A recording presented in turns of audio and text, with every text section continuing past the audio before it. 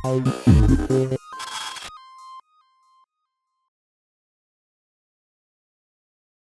up, everyone, and welcome to another episode Yeah. of the Optics Podcast. Yes, we are back after Kung a hey, Fat while. Choy. Na-miss namin kayo.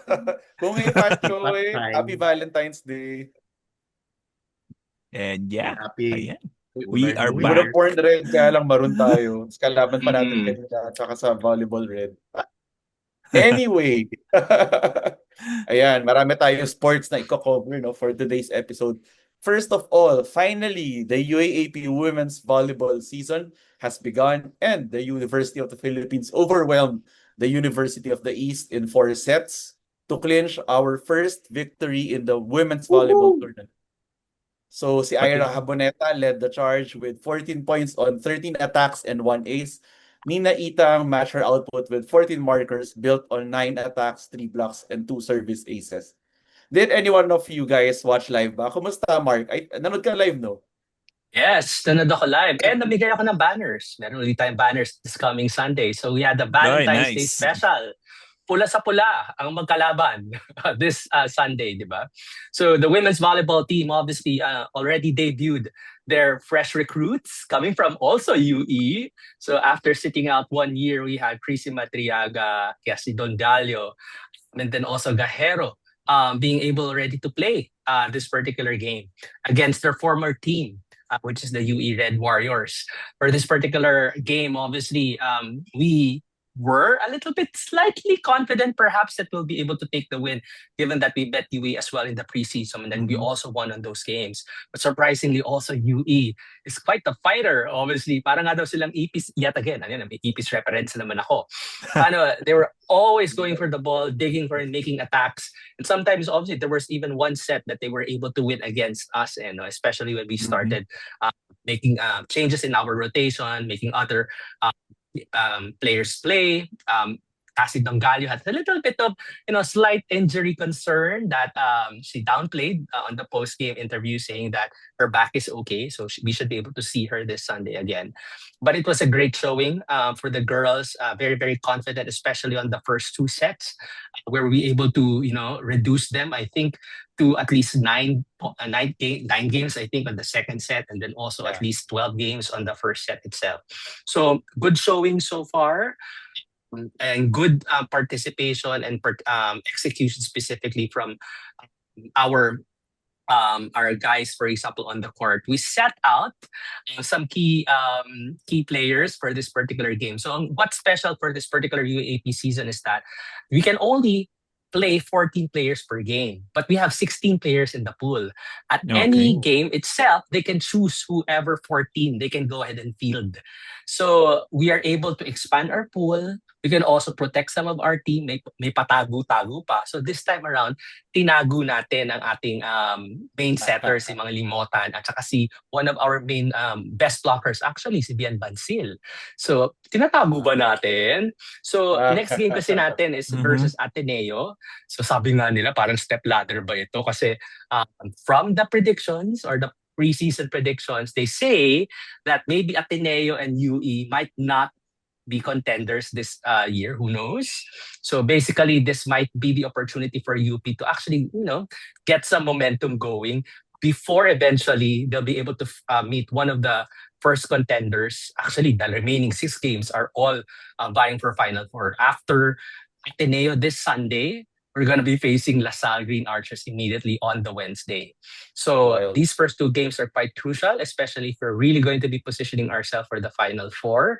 So let's all, grab tickets. Maganda yung games. Kasi Ateneo UP yon, men's and women's, kasabay ng game natin, same ticket, UST versus LaSalle. Sawang-sawa na sila sa isa't isa. Kung pwede lang walang manalo, pero what can we do? So, ayan. So, I mean, overall, so far from what we're seeing in the teams so far that have already played over the weekend, it seems like some of the predictions are probably already falling into place. It seems like NU and LaSalle are clear contenders, at least almost. We are already seeing them in the Final Four. Ang magkakalmutan talaga sa Final Four dito, if in any case, will be UST, FEU, Adamson, and the UP Fighting Maroons. So, Those must-win games should be won.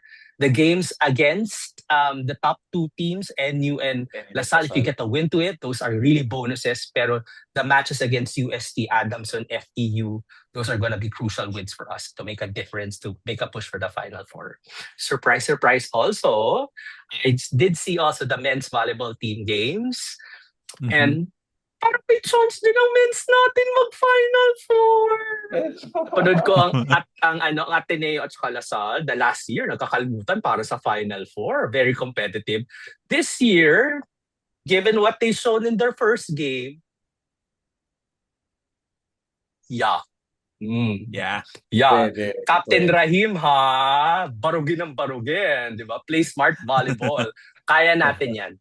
And we have a very, very promising men's volleyball team as well. They won their game as well against the UE Red Warriors for 5 sets. Nagpapainit kasi sobrang aga pa. Inabutan natin ng kape dahil 9 a.m. ang game nila. This Sunday as well against Ateneo Blue Eagles, they should have a good chance. They should have a fighting chance. Konting adjustment, konting smart viable, ayusin sa receive, ayusin ng blocking, and we should make a difference and we can make a run for it also. So, good luck, boys and girls. I'll be there on Sunday. So, nood kayo. I think OSAD will be releasing their tickets maybe this Thursday. So, if you'd like to buy your tickets cheaply and maybe guarantee your seats also for Sunday, kasi kalmutan yan, especially for the second game, UST versus Lasal, get your tickets in OSAD this Thursday. Okay.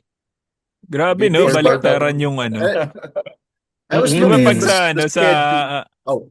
Di ba pag sa tawag dito sa basketball, ang medyo, ang mas crowd drawer is yung men's. Tapos, ang napupunta sa early schedules yung women's. Parang baliktad ngayon sa pag sa volleyball. Ang prime time ay yung women's volleyball. Prime time is women's. Tapos sa maaga yung men's. Yeah, and I was looking at the schedule. Pretty decent naman ang matchups ng UP moving into the first round, no, Mark? Maganda naman yung pacing natin, Basically, okay. konting adjustment, alam mo yun, we'll see who works, what works well for the first two games, and then wala nang hingahan afterwards, no? All of these particular games will be must-win kasi a lot of these teams are really gonna be fighting for that Final Four slot. So it's very, very crucial that we get wins where we can get them at this point. Okay. Yeah. I think just in this game, who else was impressive? I think si Kian Olango was also impressive in this game. The sophomore stand out nung fourth set na she contributed in that run, that gave us a quite comfortable lead against the Red Warriors, and she also finished with 12 points. So really good job kay Kian Olango. I think she's showing finally why she was one of our top recruits last year. Yeah. So sabi nga nila, 'di ba, mukhang close na ang first sem at second sem recruits natin. Kung before we have at least 2 or 3 players that kayang bumarog talaga at maging terminating in terms of wingers and middles, ngayon we have a full array of options, especially with Tongalio and Gajero being added into the team. So we have the weapons. So kailangan na lang talaga we make sure that we do well on the basics, which is receiving, blocking, passing, setting, and then kaya na ng mga attackers natin yan. We are a very, very capable team. Yun nga lang, as you can see also in the competition, teams like Adamson and FTU are also stepping up their game. And they are also fielded in very, very strong competitors, and maganda rin yung system nila. So it will be fun to watch those particular games and match. Kalmutan. So I would not be surprised kung sa statistics sheets natin magkakaroon din tayo ng total number of stare downs. No? May mga spinning stare downs, yung mga ulo hanggang paa na pagtingin, di ba? Ganda ka, gano'n. May kulay ba sa game nung pinasok sila Dongalio? Oo, From sabi our naman quote unquote grassroots program. Well, nagyakapan naman muna. Before they warmed up, I think nagyakapan naman si Cassie and her former teammates. And they're all happy for each other. I think her former teammates knew the situation that they were in. And they were appreciative also that Cassie went over. And they're quite happy to see that Cassie is able to play again. And then also si Gajero, was supposed to play for UE on his first year kasabay ni Cassie but got an ACL injury. And now it's ang rookie again siya, playing for UP. So it's a great opportunity to be able to finally be able to play. And it's like, alam mo, nakalimot naman na lahat. All is good na amongst the So team. 5 years pa si Gajero. Baka age na lang siguro. And then nag-transfer kasi siya, di ba? So baka doon sa transfer Bagay. mismo, meron pang years that they would be taking out. At alam mo yun, promising at least for the next 2 years. Oo. Storyline match-up kagad, no? First, Oo, Valentine's. Pula sa pula. Diba? Pula sa pula. Tapos storyline dun pa tayo, versus grassroots natin. But we're happy, we got the win. And speaking of the Final Four, speaking of Final Four, actually, we are in the midst of we actually just got finished, in the Final Four in our men's football tournament. Our very long, can I just say, men's football tournament. Parang first sem pa yata nag-start yan, but it's still going on. Finally, we're heading into the finals, we beat the De La Salle Green Archers in the Final Four matchup. Yeah, boy. Very epic game with our GOAT, Ramil Bation III, scoring a free kick goal in the 120th minute. Yes, 120th minute yon. Ibig sabihin, natapos yung regulation, walang nakascore.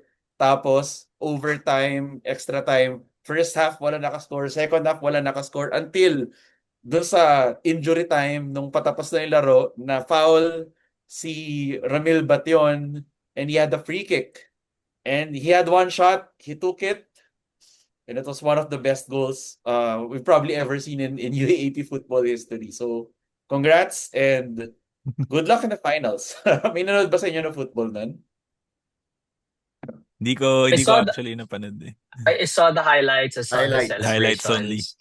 Yeah, and the football game specifically will be Monday. The 22nd, if I'm not mistaken. So head off to the Rizal Memorial Stadium and be able to support also the football team. We have a proud legacy of very, very strong athletes in our football team. Most of them even joining the national team. So make the commute, make the stroll. Isang sakay lang, dalawang sakay lang yata from at least UP Manila also. So for those that yan are... yung sa TAF, diba? Yes, sa TAF. Kaya nung kalaban natin ng Lasal, yung isang home tumbling court lang ang most of their home varsity field team pala. members. So, yeah. To be fair, even if malapit sa Lasal, parang na-out-cheer pa yata natin yung Lasal ng game na yun eh. Just a few notes dun sa game na yun, even though the score was 1-0, the score does not reflect it. And kudos to the defense of Lasal, They really held until the last minute, They held, talagang lumaban sila, didn't allow UP to score. But in the end, lumabas na talaga yung depth ng UP, Ang dami nating weapons. A lot of Lasal players cramping, towards the end. They were 2 players down actually. Naging towards the end of the game, undermanned na sila by 2 players, And even then, even if undermanned, they prevented UP from scoring, And it looked like we were headed for a shootout. Na yun nga, mas nakakatakot kasi mas may fighting chance sila with the shootout eh. Although I would argue, hot take, even if we went to a shootout, we probably would have won, if only because mas pahingado yung players natin. But kudos to Lasal. They really made a gallant stand. I really think liamado yung UP in this game, but Lasal didn't allow UP to just walk away with the win. They held on, but the talent in UP is just too much, aside from Bation, notable din doon si the Takardons, they played well also in that game, and our goalie, our goalkeeper slash playmaker, minsan nakakatakot, binababa niya yung bola instead of just throwing it, but it works kasi minsan siya yung nag-set nung play. But in the finals will be up against a very strong FU team. This will be a battle of the last two men's Mhm. football tournament champions, though. So this is a clash of heavyweights. So let's support our football team. Rizal Memorial is really near sa Vito Cruz Station ng LRT. If you have to go there, madali lang. Defending champions pala tong ano, Yeah, defending FEU. champions. Tapos the So, previous year tayo, no? oo. Kaya Yes. clash of heavyweights to. Ito yung Yes.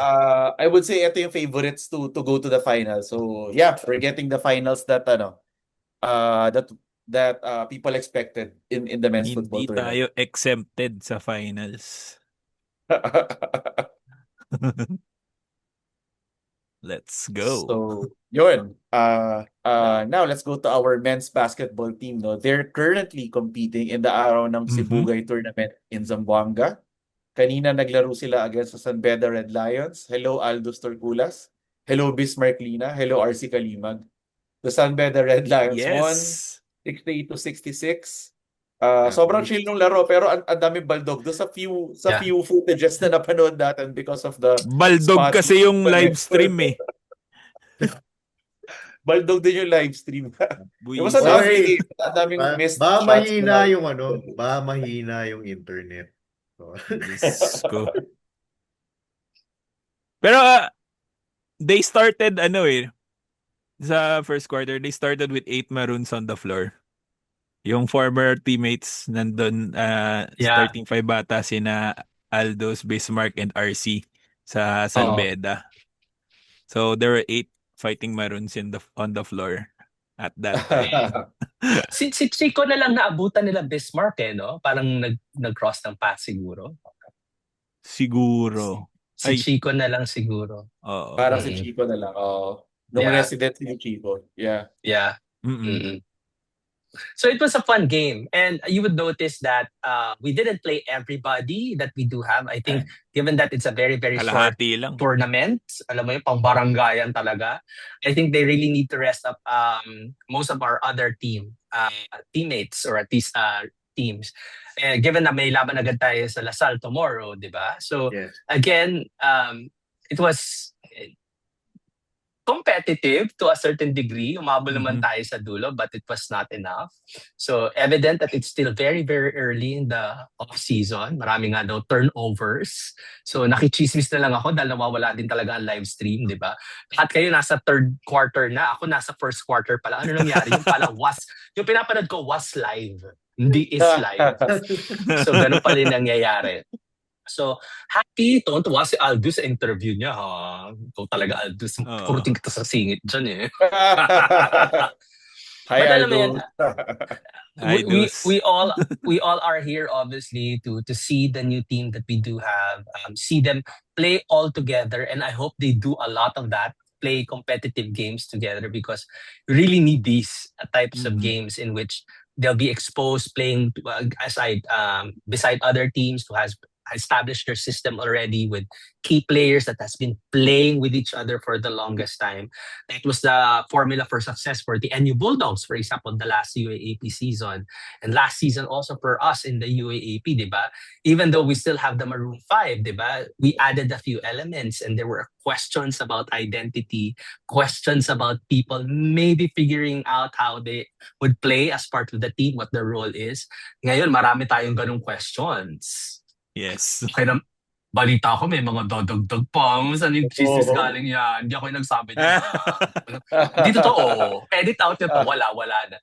So, I think we need a lot of these opportunities to be able to, test out the things that we're trying out. I think you have a few people that's moving down from 5 to 4, 4 to 3, things like that. A bit more variation also. So, some people that might have been being used also defensively in the last season might get to take already the ball at hand and be more offensive this time around. So we'll see how it pans out. Tomorrow will be an interesting match. Ano palagay niyo bukas? Ano ang kalalabasan bukas? Diba? Bias din. UP, panalo. UP yan, Sana- UP. Sana naman maayos yung nila, live stream. Sana naman mas maayos bukas kasi bakbakan talaga yun. Oo. Let's have fun. No? Let's just have Yeah. fun. No? Yeah, it's just papawis. Glorified papawis yan. Correct. Oo, call it from papawis. And alam mo yun, kung hindi naman di ka watchable yung game, wag na lang i-live stream. Oo, kung wala namang ganap, di wag na rin wala na ring Oo. live stream. Bakit pa? Sa But games ayun na na. tulad nito, no, expected Base- naman na it's for building chemistry and for conditioning para during the off season hindi ka mga lawang. So chill lang tayo. Tama lang naman. Yeah. Diba? Wala si Coach Gold, no? Wala si Coach Gold. Andun siya. Andun siya. Nandun. Oo. Well, mega sabon. Yun na lang ang sinasabi ko. Yeah. Oo. Yeah. Bukas ang bango-bango na nila. Correct. Mm-mm. Si Coach Gold pa naman, win or lose pag off-season, sabon yan eh. Oo, Win or totoo lose. naman. Win or lose, may sabon yan Oo. pag off-season. Ang Oo. bango-bango, bagong laba. On the flip side, we also have another tournament that we're still part of. We're in the finals of the Milku Invitational Tournament, I think. And I haven't seen yet the final schedule, but we're in the finals. Given that we won our semifinals against, ano ba kinalaban? Latran ba yung kinalaban natin? NU. Na naman. Alam mo yun? Our Suke. Our Suke. Our forever, alam mo yung competitors. Our off-season rival. Yeah. Correct. Off-season rival. Oo. Sige ka. What has Anyway. changed ba since the last season versus NU? Sino na yung mga Yeah, I dami mean, na nawala? No? pareho tayo ng NU in a way na most of their graduating class also moved on already, some of their core team members and pieces. But we did see also that hindi din nila nilaro yung mga holdovers nila, at least for this particular game. It's still very, very early in the season, pinapagbakasyon pa. So, we cannot really say or be able to make a call. Kunyari kung ito na ba yung makikita natin for season, for the next season, kasi sobrang aga pa. You know, honestly, sabi nga nila kanina yung laban nga daw natin na San Beda kanina, parang second competitive game pa lang nila na magkakasama uli after the break. So, Yeah. excuses! Mostly I'm sure team practice view. kayo kahapon. Mostly Mm-mm. team Pero yun totoo nandun naman. sa Milko. Oo. Yes. Nandun lang So- na team A, si Coronel, pati si Andres. Andres. Yeah. At saka Palangka pala. Palangka, yes. Ay, Mm-mm. palang. So- Ganun din yung NU actually eh. They played mostly their transferees and team B guys. Plus, yung mga bangko nila from last season, sina Solomon. Yeah. Baka may lumipat ulit, sumunod kay Choi. So after Milko, we still don't know for what's in the horizon on the off season for the UP men's basketball team. My hope, atong best ko na sinabi, no, is they really work on their chemistry. They really work on specifically on their possible new roles, because I think there will be some new roles. Those 5 that we lost, those are things that we would really need to fulfill in terms of gaps. And with the new FSA rules, we would need to play around that and maximize that also. So I would say we really need to work on that chemistry. We would need to embrace our new roles as they get assigned and be able to practice those in competitive game. And again, wag na tayo maghiwa-hiwalay. Team A, Team B, wala nang ganyan. Team 1, Team 2. One Yes. team na lang, no? Ilaban na ito. Ilaro na yan. Miles, meron ba tayong mga chika-chika? Wala naman, di ba? Well, coming on the horizon, no, in terms of tournaments, sana sumali tayo sa Pinoy Liga, shoutout Sir Benny Benitez. Meron silang global Yes. tournament but we're not participating. Sana dun sa Collegiate Cup kasi we really need all the games we can get in terms of recruits. Anong narinig nyo? Well, Wala ko naririnig. before we go into recruitment, shout out lang Mark Belmonte going to the Letran Knights. Mark, we wish you well.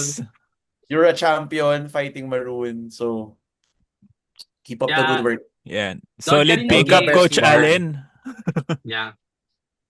Solid Coach pick Allen up. Ricardo. Yeah. And of course, nabalitaan natin the biggest news of the off season so far, si Janty Miller of the San Beda Red Lions Uh, it went down to UP and LaSalle. Well, wala I guess hindi rin Sa akin, talaga, okay lang. hindi siya fit. Yeah, exactly. Okay lang. Go get Character-wise, the bag, Janty. No, character-wise, doon ka. honestly, it's a great pickup for LaSalle. I'm sure he'll be Yeah, the totoo yun. unifying figure Yeah. in LaSalle. He'll be bringing everybody together singing Kumbaya. Mm. So, good job. And then, I hope they, alam mo yun, they all deserve each other. All the best na lang kay Janty. Yes. Yeah, all Yeah. the best. Janty. Aral ka dyan, mag-aral ka See you. dyan. See you in court. See you in court, Janty. Sige. Next year pa naman yun. So, tagal pa. But anyway, in terms of recruits, Stay in school. what is the chismis? Nako. Balikbayan box ba tayo? Wait. Di ba meron Ayan may mga, na. di ba may mga tournament na ginaganap dito? Yung mga gagraduate sa US, pupunta dito. Di ba? Si Yeah. Sean Alter, for example, chinika-chika lang dito. Tapos yung pala, nagsuot na ng UP shirt, parang ganyan. May ganun ba tayo? Wala naman NBTC. siguro. NBTC, ganyan. Or yung mga, alam mo yun, kumakalma, naghahanap, may potential makakuha, for example, sa NCAA, sa, alam mo yun, sa mga A-League, ano mo yun, Division 1, ganyan. Pero alam mo yun, Bring him home ba yan? Bring him home. Ay, si PRDD ba to? Marami pang sasama sa kanya doon. Hindi na yata. Instead bring him home siya dito, meron na rin siya basketball team na sasama doon. Group Sa A, basketball Group team A. na sila. Oo. Team Group Hague. A tayo. Iba yan, iba. Iba yun, yung Iba, bring him home yung balikbayan home. box. Balikbayan Balikbayan box. box. Oo, sabi daw Pero nila chika-chika. Sa IG stories ng team lately, na may nakitrain sa atin from Canada, no? Nag-training session sila ni na Migs, Iniguez, Jacob Baila, and si Elliot Di Makulangan. So, Yes. and it happens to be the same trainer ni Blanc in Canada. Sino ba ang Canadian? O huwag tayo masyado magsimula ng maganyang chismis. Baka umasa ako. Oy, di ba may Umasa ano? ako. Meron din silang parang invitational tournament sa Canada. What? Oh, Ano in ba yan? June? it just In happens Ano to ba be yan? Di May ba? pagsusundo? Ganun ba ang Parang- nito? Thematics Grabe nito? yung sundo na yun, buong team pa yung susundo. Oo Just- nga. Yeah. And yeah, coincidentally, June din magiging hinog yung What? Sandali lang. Inubos natin ang Oh. campaign funds ni GovSec. Oo. Well, if it happens, it happens. Alam mo, we Yeah. wish all the best specifically for the players. Ang masasabi ko lang naman dito sa mga kinukuda natin is that you already wore the UP jersey before, so we're happy already about that one. Kasi for once in his life, he did represent UP. Tsaka, 5 more years! magaling talaga to mag soft launch. Magaling. No? Yun nga lang, napakasiksikan. Alam mo, Miles, Ravi, at saka Jamo, I think ito rin yung magiging sakit ng ulo natin in the coming months is trying to trim this particular team down to the actual Team A that will be fielding for the UAAP. No? Sanay na tayo dyan. Diyos ko, kalmutan. Problema natin yan for the past few years. Problema ng malakas na team. Pero yeah, iba yung sikip. I guess, masikip naman usually tayo eh. Pero parang this year mas masikip than the other years. Nga. Yeah. Iba yung competition this year kasi there's an argument for a lot of people. And going back to sa sinabi mo kanina, Mark, no, yung mga 5 na nagiging 4, 4 na nagiging 3. Actually, na-notice na natin yung kahit sa Milko eh. Sa Milko meron silang time na parang pino-point guard nila si Maga or si Panahon eh. Tapos ang shooting guard mo sa Coronel, tapos si Ogana nandun, tapos Pre at saka Andres. So, tumatangkad yung lineup natin, especially in the guard position.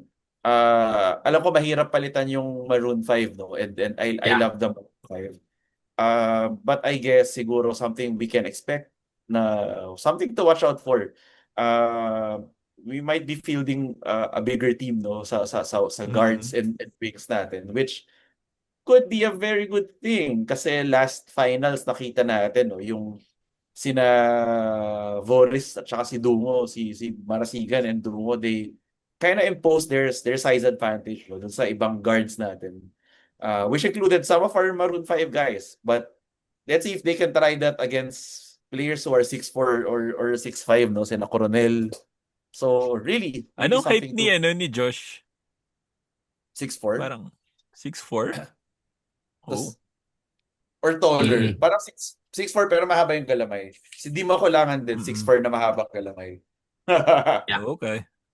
And Ogana rin. Ogana is also 6'4". Si Payosing lang sa wings ang 6'2" ata si Payosing. 6'2". Pero si Payosing naman, parang Jake Figueroa type of Yeah. sagasa player. Oo. So, yeah. Yeah. So looking forward also on the development, and the adjustment that as individuals they will make for the team, and then also as a unit they will play as a unit together. So hoping obviously that they have that patience to actually execute and be able to gel together quickly. It's just 7 months. So konting kembot na lang, wala pang dalawang tulog, UAAP na naman. So they really need obviously to, put their heads down and focus already on making sure that they make the adjustments. Yeah. So, in the coming days, marami pa tayong aabangan, guys, no? Before we end our episode, let's do a recap lang. On Sunday, we have our volleyball games against Ateneo. We also have on Monday our game against FEU in the men's football finals, and we also have our game tomorrow. No, our men's basketball team goes up in a grudge match against the De La Salle Green Archers doon sa Zamboanga. So yeah. Sabihin ko sana batuhan ng monoblock pero wala na pala yun. Sa Caloocan. Oy, in other news yung naglaro na yung Maroon 4 natin sa San Juan MPBL. San Juan Knights. Yeah. Nanalo sila against only seeing Caloocan, highlights no? Yeah. Mm. Reynan Torres, player of the ayan. game. Oo. Yes. And Good ano job. pa ba? Si Q hindi pala Oh, Q yeah. News. Yeah. Medyo touchy ang balita na yan. Pero we'll leave it obviously for the statement to stand on its own. And obviously, they have all the reasons why probably he's deciding not to join. Let's just say obviously that there might have been, some, agreement problems. Then let's leave it at that. Miscommunications. Insurance kasi yung kailangan i-insure mo muna yung health mo talaga. Oo, kasama yun. Above everything else Bago ka maglaro, kailangan insure mo na sagot muna. Yes. May sasagot kung sakali man, di ba? And you can't blame din naman yung agent ni Q is just looking after him. Di ba? I mean, more games means pwedeng it could affect yung overall health and well-being ni Q. Diba? Paano kung ma-injure pa siya sa contract and sa games na beyond his contract, diba? So, anyway, diba, sa business, and you also have to, hindi naman pwedeng shortchanged ka monetarily with respect to this. It's diba, professionals silang lahat dun Ito pa nga if I can read lang yung part of the statement of the agent. What stood out in the contract was the requirement for Kinnan to participate in these additional games, which is unusual for national team contracts, at least in my 21 years of experience as an agent. It was clear that SBP knew the terms would be unacceptable for Quinton. I reached out to SBP in an effort to negotiate the terms, but they made it clear that the offer was a take it or leave it situation, essentially refusing to negotiate. So, hindi naman talaga sa ayaw ni Q.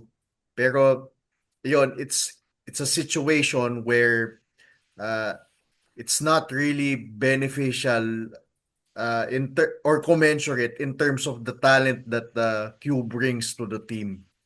So, nakakapanghinayang din, di ba? In Sayang short, take it medyo or leave it lang abisado. daw eh. Di ba? Wala man lang leeway to maybe adjust, di ba? Adjust the terms of the contract. I don't know. Parang the way that they put out statements kasi sometimes, they make it appear that somebody is a bad guy. Somebody, for example, is not nationalistic. So, I'll leave it to that. I mean, in terms of answer, people, are not able to join for some reason. So, there wasn't an agreement that was arrived at. So, that's it. Oo Yun na lang naman. Si Oh, Q, gumastos yan ng more than 1 million para lang mag-appeal ng kanyang eligibility. Yeah. Saan mo makikita yung ganun na gusto talaga mag-play for the Philippines? So, the level of commitment nandun. and you know, Abonado pa siya eh. yeah. Diba? With social media, everybody has something to say about it, and may mga nagsabi na alam mo yun, parang pera-pera lang or something as usual. Pinoys. Yeah, That uninformed sucks. opinions na naman.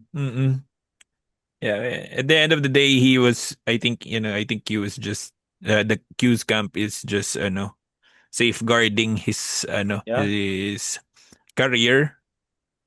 Diba? Kung may mangyari sa kanya sa diba? Sino sasagot? Walang Yeah. diba? Parang the thing Insurance lang yun. about Gilas, totoo.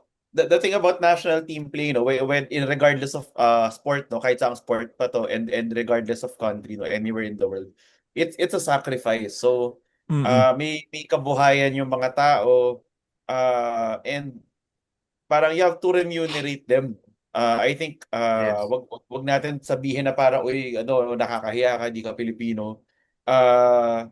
May rin yung iba may binubuhay na pamilya, yung iba they have their whole careers ahead of them. So let's disabuse ourselves of the notion na when you are called upon to play for the national team na parang utang na loob mo, or you are obliged to play regardless of the arrangements. Kasi remember even inside stories kahit sila Junmar ganyan, minsan nabonado pa sila eh. So let's not force our players, our national team players into situations na mapapahamak sila.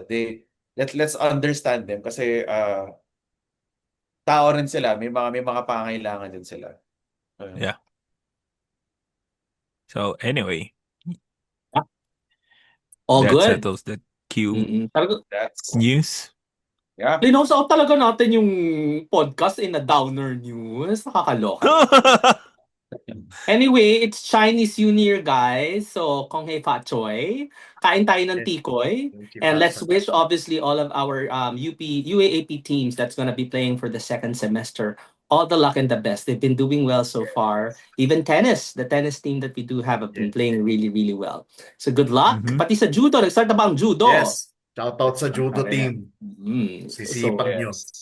Yeah, mga judoka natin. Yeah. Okay. Yes. And that ends our episode. Don't forget to like, share, and subscribe. Optics Podcast. We are on YouTube. We're gonna upload again soon on Spotify, and follow our social media channels. We are on Instagram and Facebook. Maraming salamat. Hanggang sa muli. See you at the games. UP Fight. UP fight. UP fight!